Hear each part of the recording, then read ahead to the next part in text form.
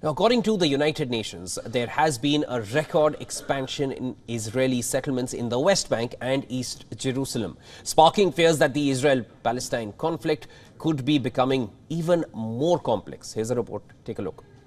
Israeli settlements in the occupied Palestinian territories have expanded by a record amount, the UN Human Rights Office said on Friday. The scale of the expansion risks eliminating any practical possibility of a Palestinian state, according to UN rights officials who compiled a report. Head of the UN Human Rights Office in the occupied Palestinian territory, Ajith Sungai, told Reuters that the policies of the Israeli government appeared to target expanding long-term Israeli control over the West Bank, including East Jerusalem. We remind Israel that the transfer of population of an occupying power into occupied territory, or the forcible transfer of the population within or from occupied territory, or the annexation of territory by use of force are all strictly prohibited.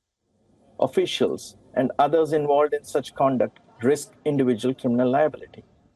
The report documented 24,300 new Israeli housing units in the occupied West Bank during a one-year period to October 2023, which it said was the highest since monitoring began in 2017. It added that there had been a dramatic increase in intensity, severity and regularity of both Israeli settler and state violence against Palestinians in the occupied West Bank, particularly since the deadly Hamas attacks on Israel on October 7th.